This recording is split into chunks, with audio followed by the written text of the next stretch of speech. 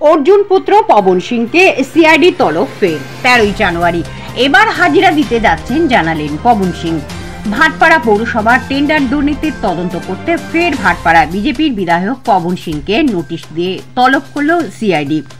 আগামী 13ই জানুয়ারি দুপুর 12:30টায় সিআইডি দপ্তরে তাকে তলব করা হয়েছে টেন্ডার দুর্নীতিতে তাকে জিজ্ঞাসাবাদ করতে, কারণ টেন্ডার পাওয়া ওই সংস্থার অন্যতম কর্ণধার ছিলেন পবন সিং। সিআইডি তলবে ওই দিন সিআইডি দপ্তরে যাবেন বলে জানিয়েছেন পবন সিং।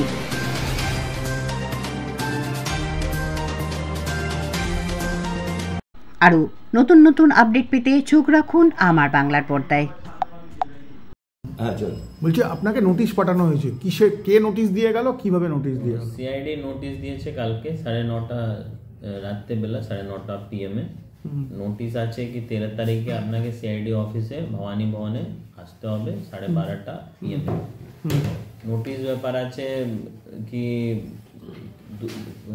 আপনার 2020-তে 28 জুলাইকে একটা কেস হয়েছে একটা কোম্পানি উপরে। কোম্পানি টেন্ডার নিয়েছে মিউনিসিপ্যালিটি থেকে, টেন্ডারে কাজ করেছে, কাজ কমপ্লিট করেনি, ওই ব্যাপারে একটা নোটিশ আছে।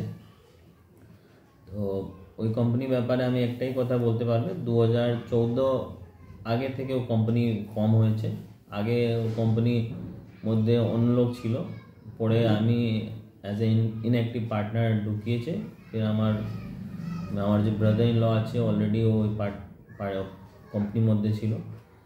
তো কাজ না করার জন্যে অলরেডি কোম্পানি দুবার মিউনিসিপ্যালকে একটা লেটার করেছে কি আপনি একটা টাইম এক্সটেন্ড করে দিন, কেন কি আমি তো অন টাইম কাজ করতে পারিনি। তো লেকিন মিউনিসিপ্যাল কিছু হেল্প করেনি, নাই কিছু রিপ্লাই করেছে, শুধু আপনার 28 জুলাই 2020-তে কেস করে দিয়েছে। আগে 2019 সময় আমাকে ডিডি অফিসে ডেকেছে দুবার এই কেসের ব্যাপারে, এই কেসের ব্যাপারে ইনভেস্টিগেশন করার জন্য। তো আমি আগেই বলে দিয়েছেন, দেখুন আমি এই কেসে আপনাকে হেল্প করতে পারবে না, কেন কি আমি ওই কোম্পানির মধ্যে ছিল, আমার নাম ছিল, লেকিন আমি ইনঅ্যাক্টিভ পার্টনার ছিল। আমি ওই সময় আউট অফ ইন্ডিয়া থাকতো, বাইরে কাজ করতো। তো আমি কোম্পানি ব্যাপারে কোম্পানি কি কাজ করছে কি না করছে একটা লমসম আমি জানি, কেন কোম্পানি একটা রেলওয়ে যে প্রোডাক্ট হয়, রেলওয়ে যে সাপ্লাই করা যায়, যে রেলওয়ে পার্ট আইটেমস যে হয়, যে রেলওয়ে একটা ফর্ম রেডি করার জন্য ইউজ হয়, ওরকম কোম্পানি রেডি করতো। লেকিন 2019-এ হতে পারে 2019-18 একটা টেন্ডারের জন্য মিউনিসিপ্যালিটি থেকে কাজ নিয়েছে।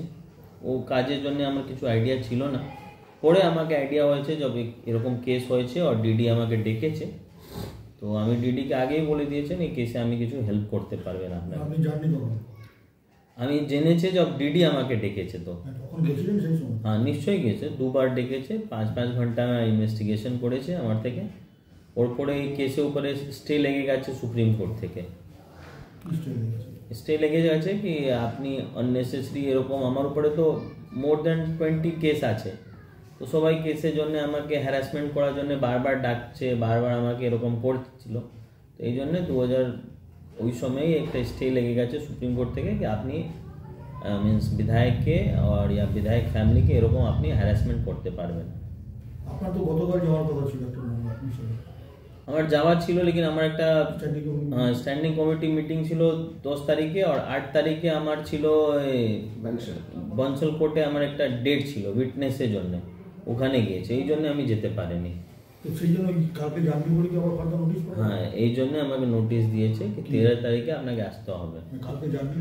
হ্যাঁ কালকে আমি মিন্স দুবার আমাকে ডেকেছে, দুবার আমি যেতে পারিনি, ইত্যাদি আমার রিজন আছে। তো এই জন্য আমাকে 13 তারিখে বলেছেন, 13 তারিখে আপনাকে আসতে হবে। কালকে কখন নোটিশ দিয়ে গেল সিআইডি আপনাকে?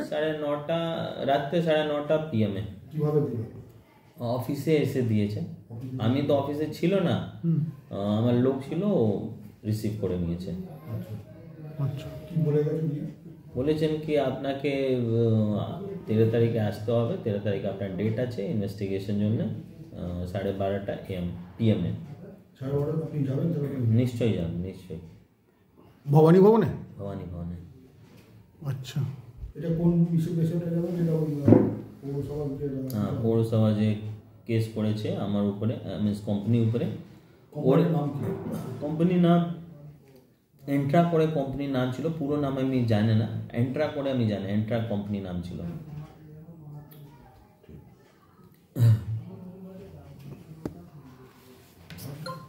দাবি ত্যাগ এই চ্যানেল কোনো প্রচার করে না হিংসাত্মক, ক্ষতিকারক বা অবৈধ কার্যকলাপ। এই চ্যানেল দ্বারা প্রদত্ত সমস্ত বিষয়বস্তু শুধুমাত্র একটি শিক্ষামূলক উদ্দেশ্যের জন্য। ধন্যবাদ। শুভেচ্ছা টিম আমার বাংলা নিউজ।